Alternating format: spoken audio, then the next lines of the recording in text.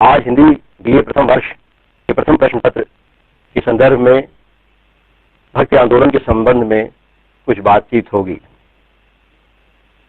आप जानते हैं आपकी पाठ्यपुस्तक प्राचीन एवं मध्यकालीन काव्य मंजूषा है, जिसमें कबीर, जायसी, सूरदास, तुलसीदास और मीराबाई के जो कि भक्ति काव्य के कवि हैं,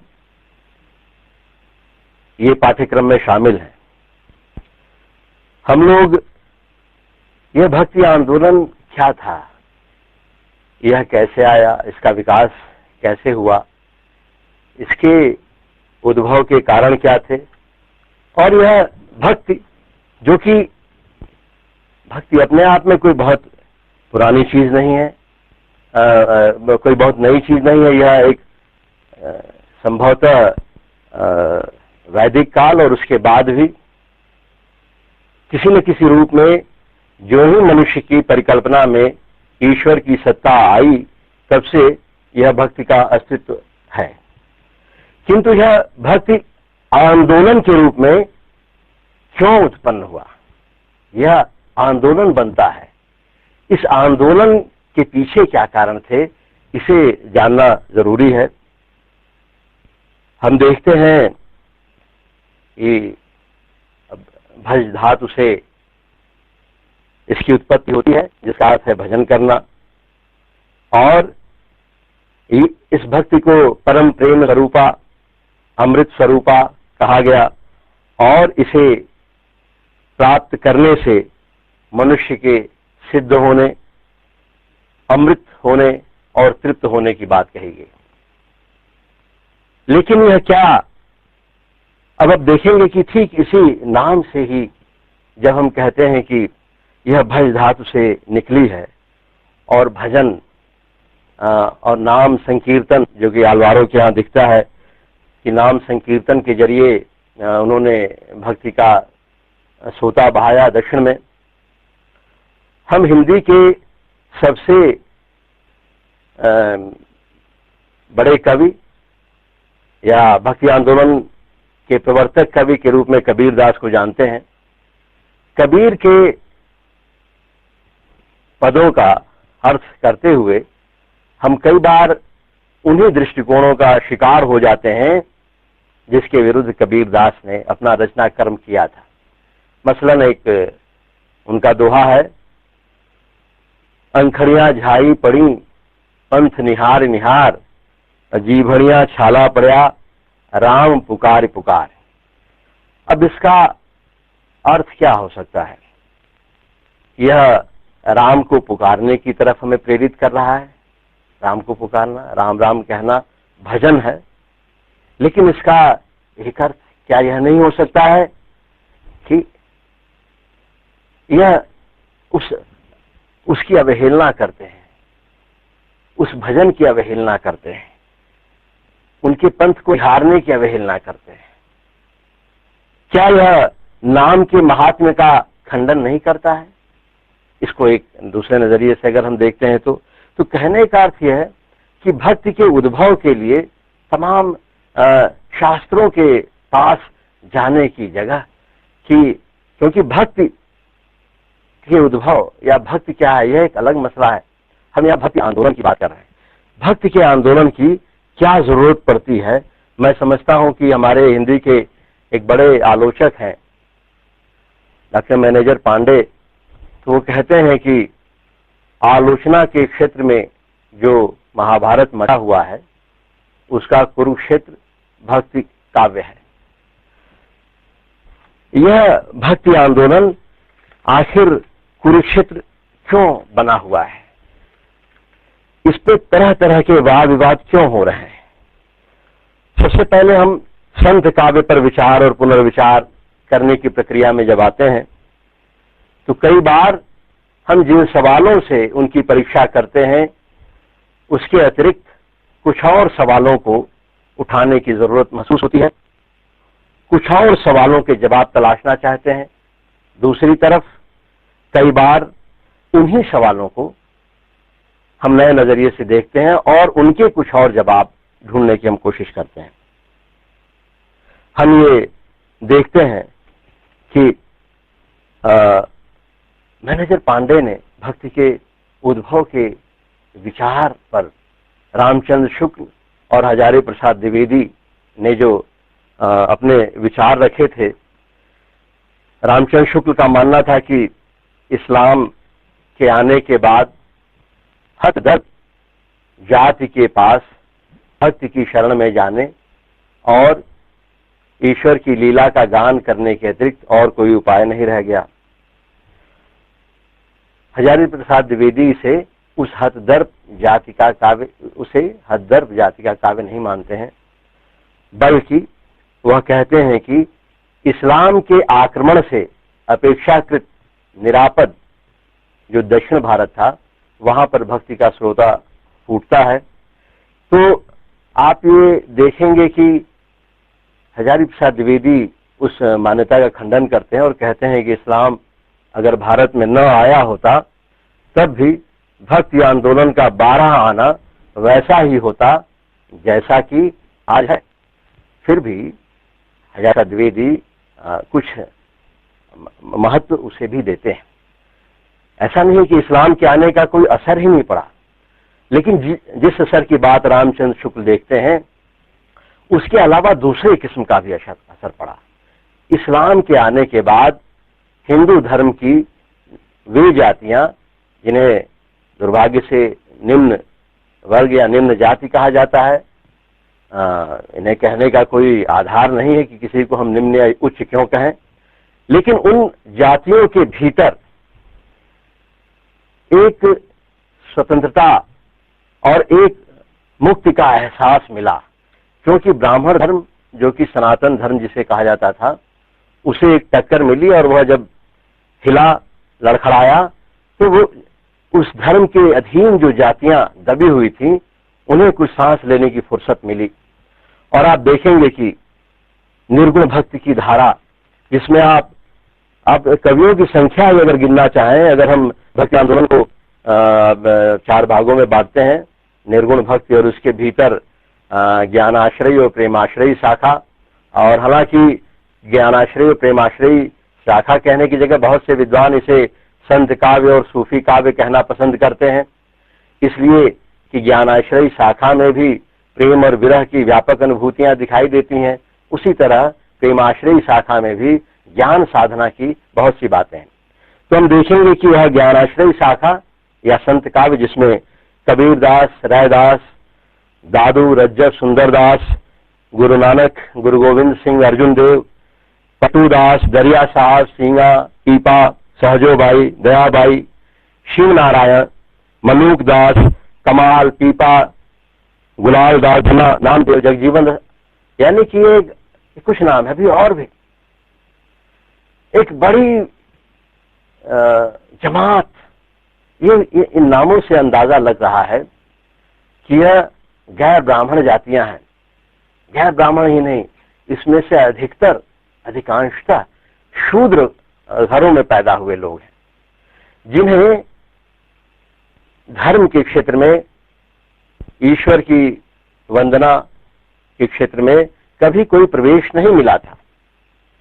तो सबसे पहले इन जातियों ने एक विद्रोह के रूप में इस चीज को, भक्ति आंदोलन को शुरू करने का काम किया।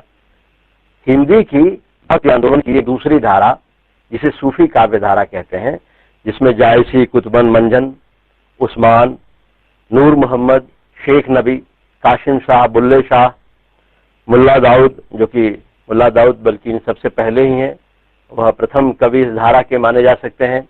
जायसी जो कि प्रतिनिधि कवि इस धारा के माने जा सकते हैं। ये सब मुसलमान कवि हैं और हिंदी के भक्ति आंदोलन में इनका बहुत बड़ा योगदान है। इसी तरह कृष्ण भक्ति धारा जिसमें अष्टाप के कवि सूरदास, परमानंद दास, कृष्णदास, कुंभन दास, चित्रानंद दास, चतुर्भुज दास, शीत स्वामी और गोविंद दास, और इनके भीतर अन्य मधुरोपासक कवि हित हरिवंश, स्वामी हरिदास, और इस संप्रदाय से अलग कृष्ण की भक्ति करने वाले और कविता लिखने वाले रसखान और मीराबाई। वहीं राम भक्ति शाखा में तुलसीदास, ईश्वरदास, अग्रदास, विष्णुदास, केशवदास और नाभादास। केशवदास जो कि रीतिकालीन कविता में भी दखल रखते हैं, नाभादास। तो आप ये देखेंगे कि इन कवियों में निर्गुण काव्यधारा, जो कि भक्ति आंदोलन को शुरुआत करने वाले कवियों की धारा रही है। कई विद्वान जैसे कमल भारती, मैं नाम लेना चाहूंगा, वह मानते हैं कि सगुण काव्यधारा तो इस निर्गुण काव्यधारा की प्रतिक्रिया स्वरूप आई और सगुणोपासक कवियों ने अंततः निर्गुणोपासना से जो प्रज्वलित अग्नि भारत की जनता के बीच में जलाई गई थी, जो मानवता की सामान्य भूमि पर मनुष्य की मुक्ति के सवालों को लेकर के जनता के चेतना को उद्बुद्ध कर रही थी, उसे अंततः कृष्ण भक्ति धारा और राम भक्ति धारा के मधुरोपासक कवियों ने वहां तक पहुंचाया जहां से रीति काव्य का दरवाजा खुलता है। यानी कि एक व्यापक और बड़े आंदोलन को की प्रतिक्रिया में सगुणोपासक कवि आए।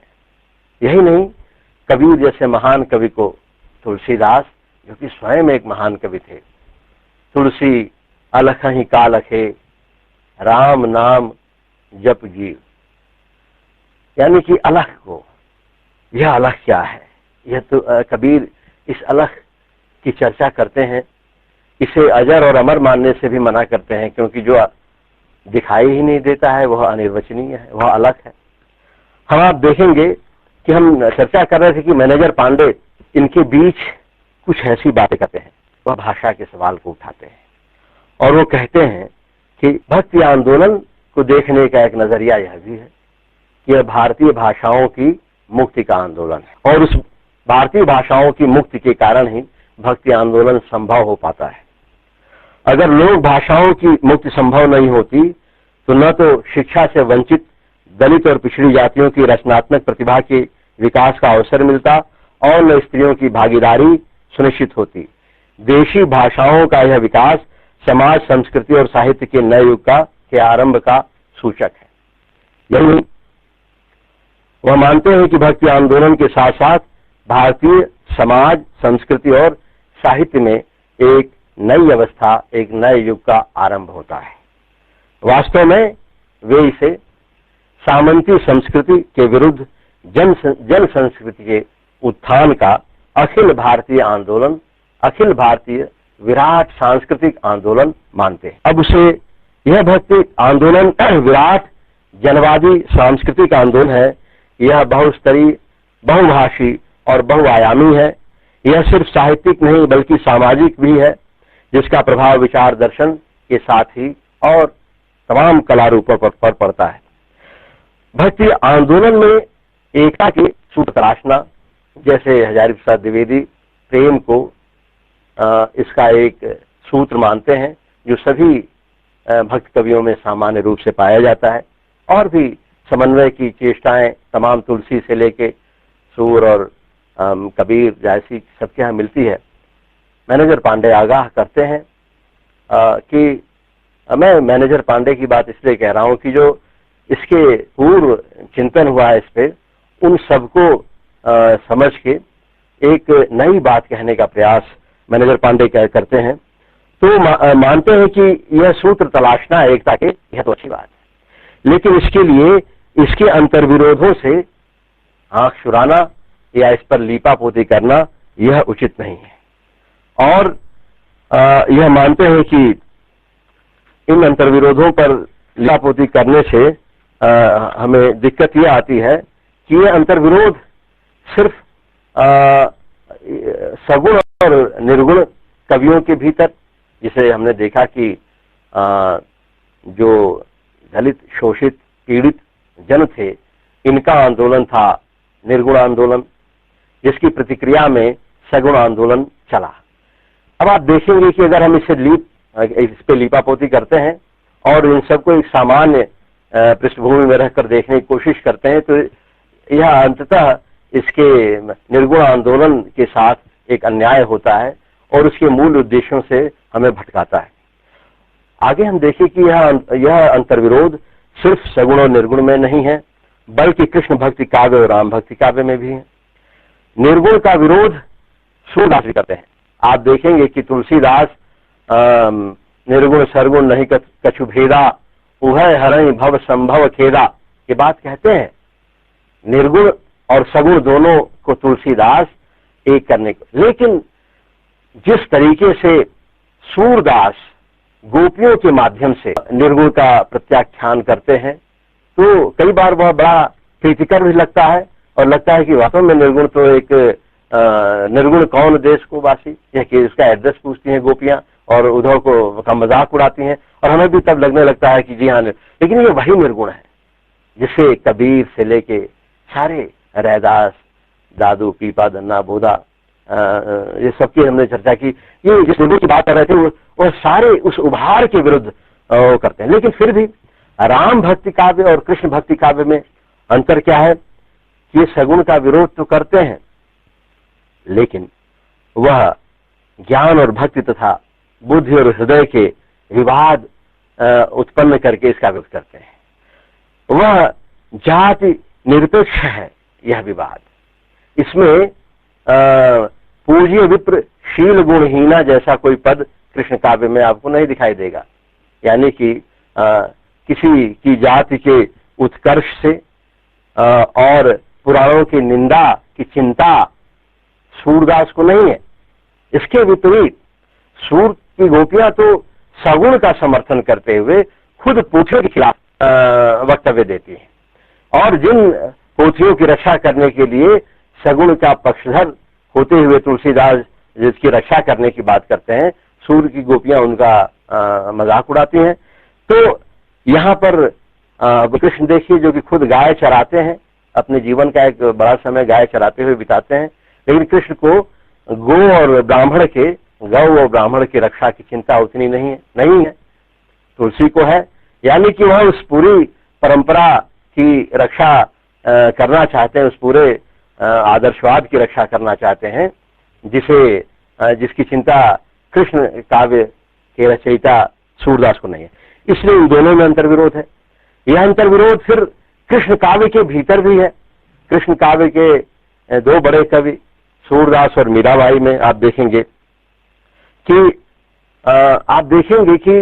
सगुण भक्ति धारा के भीतर कितने विरोध है। अब वो मीरा की वह प्रसिद्ध पंक्ति कि अपने घर का पर्दा कर ले मैं अबला बौरानी, और सीधे एक चुनौती आज के फेमिनिस्ट मूवमेंट की पंक्तियों से मेल खाती हुई यह पंक्ति है, जो कि बहुत असाधारण लगती है कि इतने वर्षों पूर्व मीरा कहते हैं अपने घर का पर्दा कर लो, मैं अबला हूं और मैं बौरा गई हूं, मेरे वश में नहीं है कि मैं आज तुम्हारी लोक लाज और मर्यादा इसकी रक्षा कर सकूं। जब आप देखते हैं तो तुलसीदास की जिन स्वतंत्र है बिगड़ही नारी, कूट बांध बरखा और गारी। राम कहते हैं कि जैसे बांध होने पर, बारिश होने पर बांध टूट जाते हैं, जो मेड़ लगाई जाती है खेतों में टूट जाती है, उसी तरह स्त्री को स्वतंत्र कर देने पर वह बिगड़ जाती है। अब मीराबाई भी उसी सगुणोपासक साधना से आती हैं, वह कृष्ण भक्ति से आती हैं, और वह उस सगुणोपासना के एक बड़े कवि तुलसीदास का प्रत्याख्यान करती हैं, और ऐसा प्रत्याख्यान करती हैं कि बिल्कुल कबीर की तरह तिलमिला देने, एकदम विपरीत बात कहती हैं। तो आप देखेंगे कि सूर और मीरा के कृष्ण काव्य में अंतर है। मीरा के यहाँ एक और नई चीज, एक बड़ी चीज जो पाई जाती है कि उनके यहाँ निर्गुण का विरोध नहीं है। सगुण कवियों ने अपने तरीके से, नंददास ने तो विधिवत निर्गुण के विरोध में ग्रंथ लिखा, सूरदास के यहाँ भी बड़े अपनी शैली में निर्गुण का विरोध करते हैं, लेकिन मीराबाई के यहाँ निर्गुण के विरोध में शायद ही कोई पंक्ति मिले। तो ये एक है, और इसके अतिरिक्त मीरा की कविता में उस सामंती समाज और संस्कृति की जकड़न से बेचैन स्त्री के स्वर को मुखरित करने की भी अभिव्यक्ति है, और हम देखते हैं कि मीरा कहीं न कहीं पंथ निरपेक्ष दिखाई देती है हमें। दूसरी बात कि निर्गुण शब्द को देखिए, हम हम इस चीज को समझने की कोशिश करें। ये जैसा कि कहा गया कि ये विवाद का बड़ा विषय रहा है, तो हम इसको शास्त्रीय रूप में देखें तो श्वेताश्वतर उपनिषद में निर्गुण उस अद्वितीय परमात्मा का विशेषण बनकर आया है जो सभी भूतों में अंतर्निहित है, सभी कर्मों का अधिष्ठाता है, सर्वव्यापी है, सबका साक्षी है, सबको चैतन्य प्रदान करने वाला है, निपातिक भी है। गीता में उसे कहा गया कि उसे सब इंद्रियों और उसमें सब इंद्रियों और गुणों का अभाव है, पर उसके कोई भी इंद्रिय नहीं है, वह सबसे आसक्त होकर भी सबका पालन करता है, निर्गुण होने पर भी वह गुणों का उपभोग करता है। कबीर दास निर्गुण का पर्याय कई बार अगुण के रूप में भी देते हैं, गुणातीत भी कहते हैं। उनका निर्गुण राम जो है उसकी ओर जो है अगम्य है, उसकी तरफ हम नहीं जा, अगर उसकी गति अगम्य है।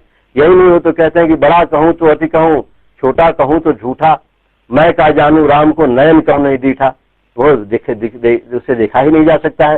वे निर्गुण को अकथनीय भी बताते हैं, राजस तामस और सात्विक यानी सात्विक से परे भी बताते हैं।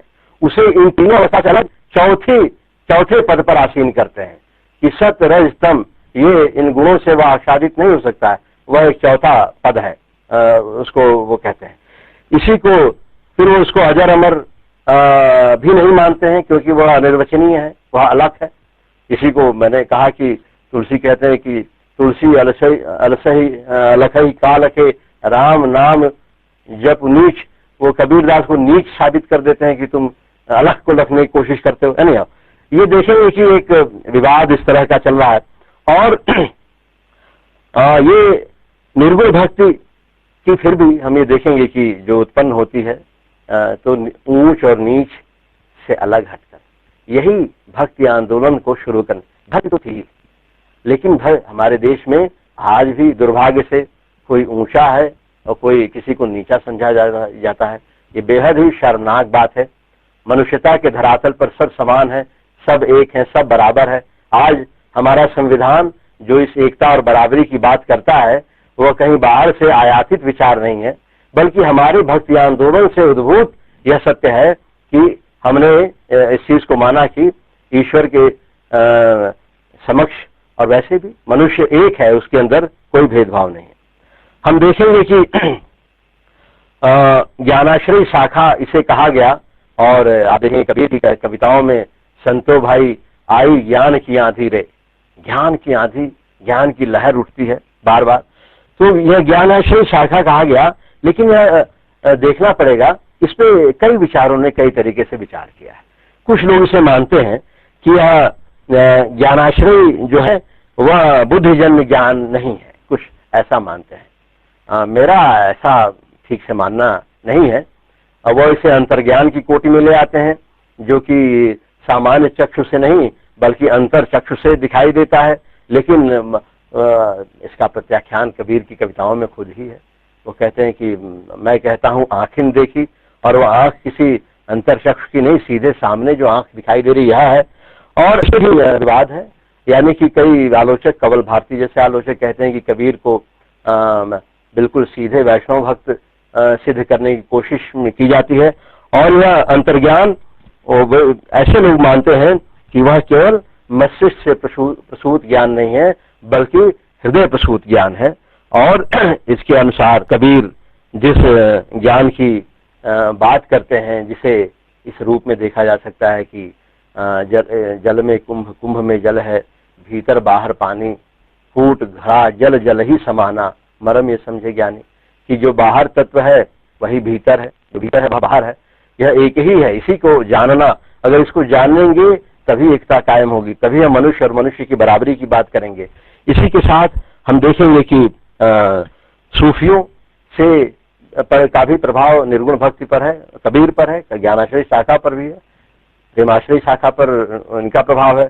हम बिल्कुल ये नहीं कह सकते हैं, जैसे मलूक दास जैसा महान कवि, जैसे सूफी संप्रदाय जिसमें फिर पीरों की बात होती है, तो मलूक दास का एक पद है, कई बार मुझे लगता है कि सारे सूफी साहित्य के ऊपर एक बड़ी बात वो कहते हैं, जो कि भक्ति आंदोलन का एक बड़ा मूल स्वर बन के निकल के आता है।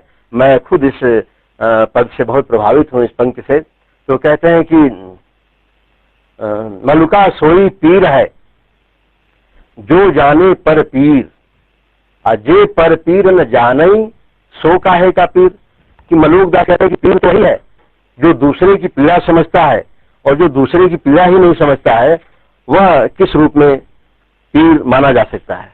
तो आप देखेंगे कि सूफी संप्रदाय जब जब हम चर्चा करते हैं तो कई बार ये कहाँ से आया, इसको हम लोग इस रूप में समझ सकते हैं कि सूफी जो शब्द ऊन से उत्पन्न होता है, ऊन को सूफ कहते हैं। ऊन का चोगा पहनने वाले जो दार्शनिक हैं, चिंतक हैं और साधक हैं, ये इस्लामी देशों में 8वीं 9वीं शताब्दी से पाए जाते हैं। इसका मतलब कि इनका उद्भव बहुत पुराना है विश्व में। और इसे फिर इस सूफ के अतिरिक्त इस ऊन का चोगा धारण करने वाले सूफियों को सफा, अल सुफा, सफ़े अव्वल, सोफिस्ता आदि से भी सूफी शब्द की उत्पत्ति बताई जाती है। और किंतु इसे अधिकांशतः नहीं माना गया है, और वो ऊन के चोगे वाली बात को ही विद्वानों ने सही माना है। अंततः हमें देखेंगे कि सूफी क्या हैं। ये संसार त्यागी रहस्यवादी साधक हैं और उन्हीं के नाम से सूफी शब्द जुड़ गया। और 770 ईस्वी में अबू हाशिम सुफियान और 825 में अब्दल सूफी से यह शब्द पहली बार जुड़ा पाया जाता है। तो हमारे देश में सूफियों ने लोक प्रचलित कहानियों के आधार पर अपने ग्रंथ लिखे। इन प्रेम काव्यों के द्वारा सूफियों ने परमात्मा के प्रति अपने प्रेम को व्यक्त किया है। लौकिक प्रेम, जिसे इश्क मजाजी कहते हैं, के जरिए सूफियों ने अलौकिक प्रेम, जिसे इश्क हकीकी कहते हैं, को प्राप्त करने की चेष्टा की। यही इनकी साधना के मूल में है। सूफी साधना का प्रारंभ प्रेम से होता है और उसकी परिणति भी प्रेम में होती है। परमात्मा परम प्रियतम है, उसका प्रेम प्राप्त करने के लिए साधक सभी प्रकार की कठिनाइयों को पार करता हुआ, उसका सामना करता हुआ प्रियतम को प्राप्त करने के लिए प्रयास करता है। वे सूफी आध्यात्मिक प्रेम की प्राप्ति में लौकिक प्रेम को सहायक मानते हैं। यह इनकी एक विशेषता है। अब आप देखेंगे कि सूफियों का यह असर कबीर दास के यहाँ भी पाया जाएगा। इस पर हम लोग चर्चा करेंगे। जामी एक कविता में कहते हैं कि संसार में तुम लाख उपाय करते हो, किंतु एकमात्र प्रेम ही है जो तुम्हारे अहम से भी तुम्हारी रक्षा करता है। वे कहते हैं सांसारिक प्रेम से मुख मत मोड़ो, क्योंकि परम सत्य तक पहुंचने में वह तुम्हारा सहायक हो सकता है। सूफी प्रेम काव्य में पहले परमात्मा और पैगंबर की स्तुति करते हैं, उसके बाद गुरु की और पीर की, अपने वक्त के बादशाह का नाम उल्लेख भी करते हैं। इन कवियों ने, आप देखेंगे कि भाषा के स्तर पे इन कवियों ने अवधि में अपनी रचनाएं की, अवधि को अपनी भाषा बनाई।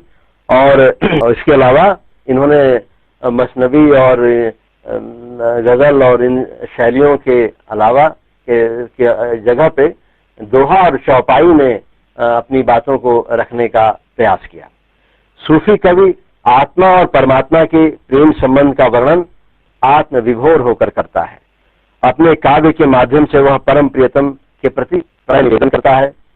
सूफी प्रचलित शब्दों, जब हम सूफी काव्य पढ़ते हैं तो जिसमें अगर घायसी के काव्य के अलावा भी तमाम जो सूफी काव्य हैं, बड़े देश के, हमारे देश के और दुनिया के बहुत बड़े शायर सूफी रहे हैं। हालांकि गालिब ने एक जगह कहा था कि शायर को तसव्वुफ शोभा नहीं देता, तो गालिब हालांकि उनको भी ये कहा जाता है कि सूफीज़्म का प्रभाव उनके ऊपर भी है, मीर के ऊपर खासा प्रभाव है।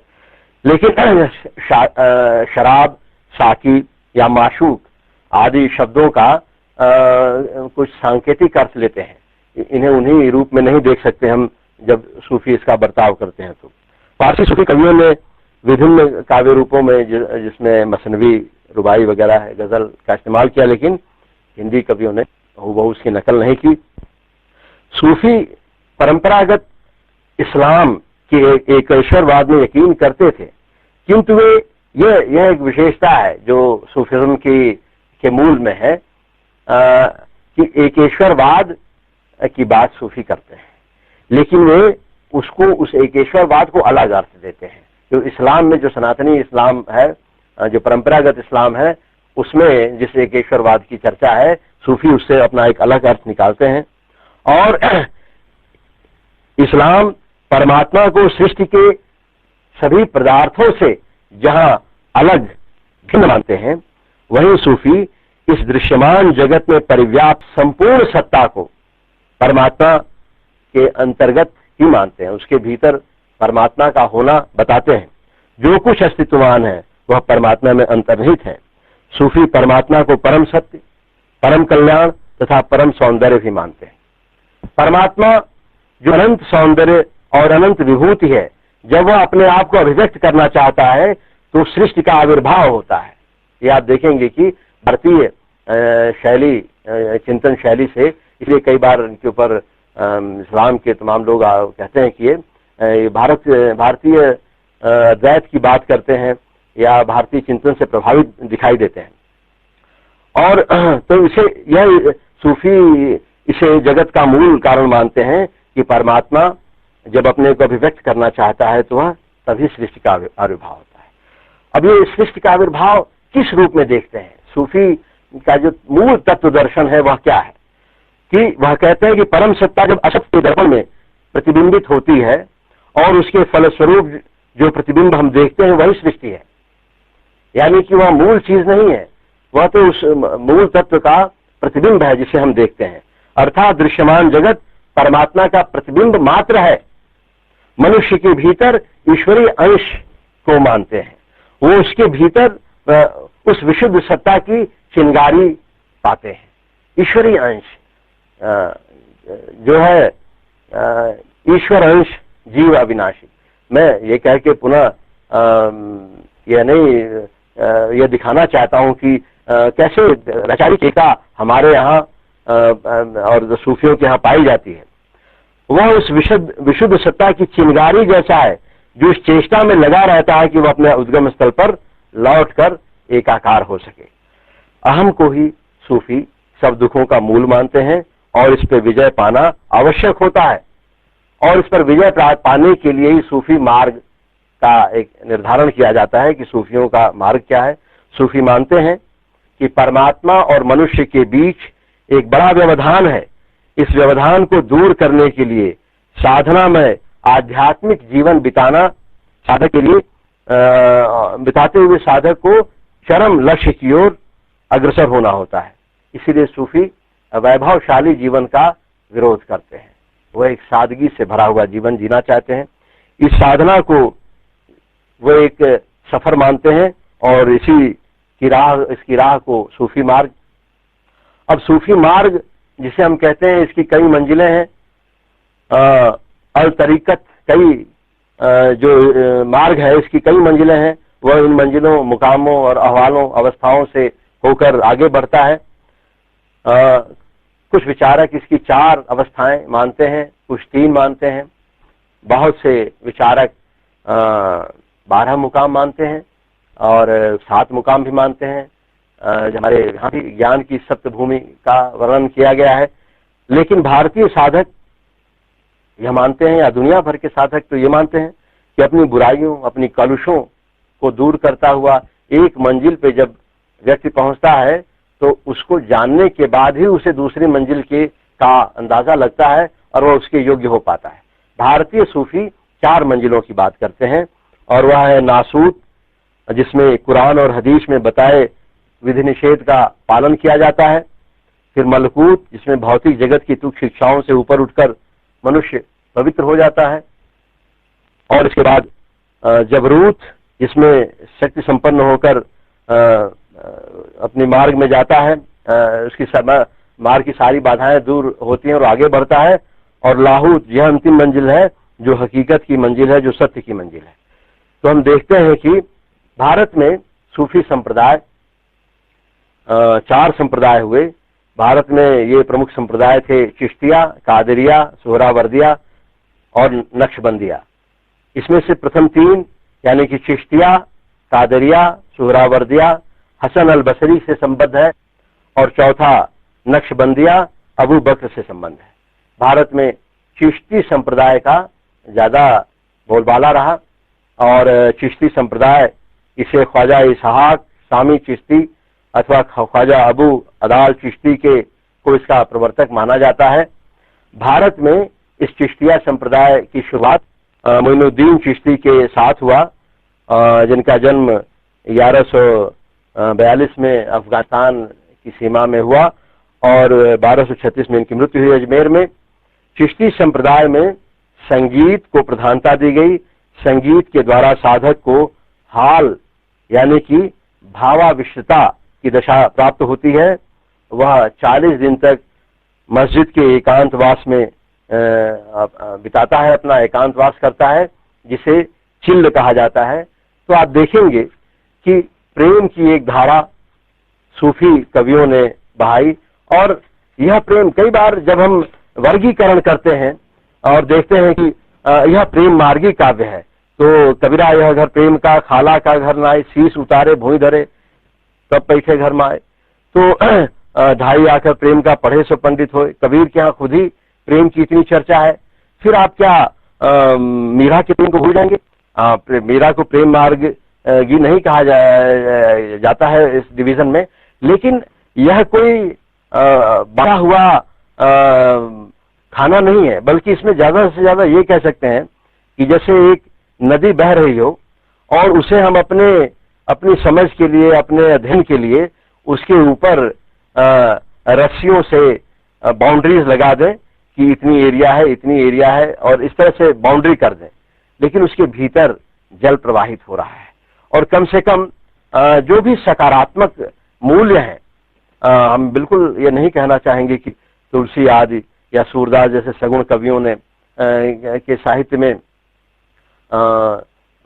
सिर्फ ब्राह्मणवाद या उस पुरातन पंथ की अभ्यर्थना की गई है, बल्कि कई बार जब तुलसी कहते हैं कि सिर्फ यही नहीं कहते हैं कि फूट बरखा और गारी जिम स्वतंत्र है बिगड़े नारी, बल्कि वही कहें कि कत विधि सृजी नारी जगमाही, पराधीन सपने सुख नाही।